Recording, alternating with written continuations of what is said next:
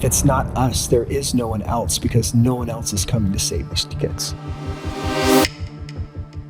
In order to change America for Christ, we have to change the church, and then the church has to change the culture. And then the church and the culture have to change the law. So that's the recipe.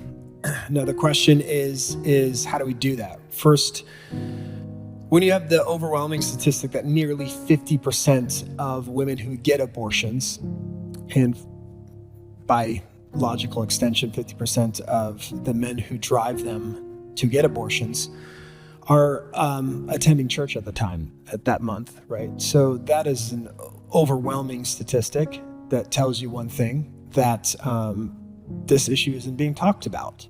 I grew up in the church. I was, Calvary Chapel boy, born and bred, and 20 years being in the church, I never heard one pro-life sermon, and not even on Sanctity of Life Sunday or anything like that. So it just kind of goes to show you, we've made very good converts, quote unquote, maybe, but not very good disciples.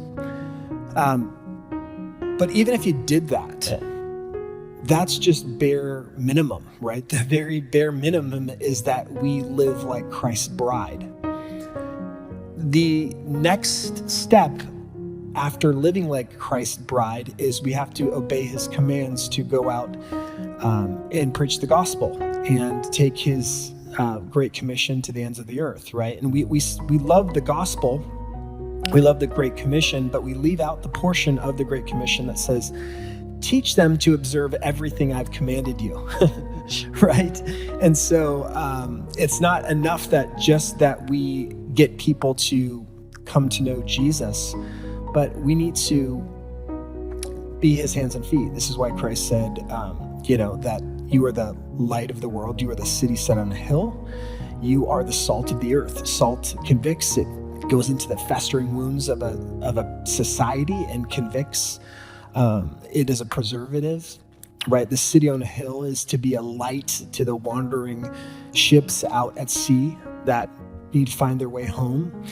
And so the number one thing when I talk to legislators in our work, the number one thing they tell me is, AJ, look, I would love to be bold and do this, to be the one who votes for this. But how do you expect to pass this?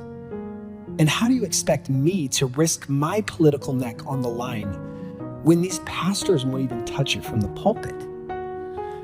And so aside from the whole epidemic of kind of abortion that we have in our churches, we also need to realize that it is our responsibility and our birthright as Christians to be a light in the world. And if abortion is not going to be ended by the church, who else would it be? And that's just the very question I want everybody to wrestle with. If it's not us, there is no one else, because no one else is coming to save these kids.